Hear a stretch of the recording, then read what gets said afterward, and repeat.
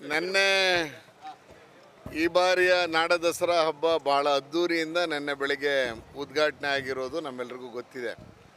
ಇವತ್ತು ಬೆಳಗ್ಗೆ ಮೈಸೂರಿನ ಅರಮನೆ ಮುಂಭಾಗದಲ್ಲಿ ಮಹಿಳಾ ಮತ್ತು ಮಕ್ಕಳ ದಸರಾ ಮಹಿಳಾ ಮತ್ತು ಮಕ್ಕಳ ಇಲಾಖೆಯ ನೇತೃತ್ವದಲ್ಲಿ ಮೈಸೂರಿನ ಜಿಲ್ಲೆಯಿಂದ ಬಂದಿರುವಂಥ 150ಕ್ಕೂ ಹೆಚ್ಚು ಹೆಣ್ಣು ಮಕ್ಕಳ ರಂಗೋಲಿ ಸ್ಪರ್ಧೆಯನ್ನು ಇವತ್ತು ಬೆಳಗಿನ ಜಾವ ಏರ್ಪಡಿಸಲಾಗಿದೆ.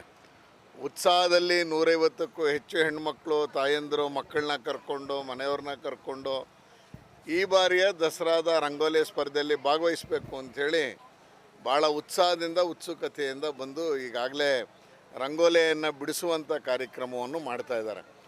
ಇದೇ ಸಂದರ್ಭದಲ್ಲಿ ಮೈಸೂರಿನ ನಮ್ಮ ಹೆಸರಾಂತ ಕುರುಬಾರಳ್ಳಿ ಕಲಾವಿದ ಪುನೀತ್ ಅವರು ಅರ್ಜುನನ ನೆನಪಿಗಾಗಿ ಒಂದು ಬೃಹತ್ ರಂಗೋಲಿಯನ್ನು ಬಿಡಿಸ್ತಾ ಇರೋದನ್ನು ನಾವೆಲ್ಲರೂ ನೋಡಿದ್ದೀವಿ.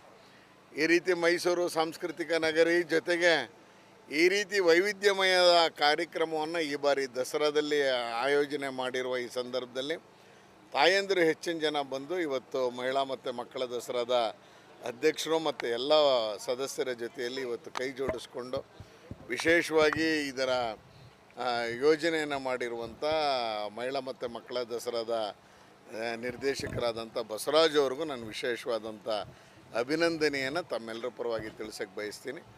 ಒಂದು ಒಳ್ಳೆಯ ವಾತಾವರಣದಲ್ಲಿ ಒಳ್ಳೆಯ ಸಮಯದಲ್ಲಿ 1 ಗಂಟೆಗಳ ಕಾಲ ರಂಗೋಲಿ ಬಿಡಿಸುವೆ, ಆಮೇಲೆ ಅದಕ್ಕೆ ಪ್ರೈಸನ್ನು ಕೊಡುವಂಥದ್ದನ್ನು ಅನೌನ್ಸ್ ಮಾಡುವಂಥ ಕಾರ್ಯಕ್ರಮದಲ್ಲಿ ನಾವೆಲ್ಲರೂ ಭಾಗಿಯಾಗಿದ್ದೀವಿ.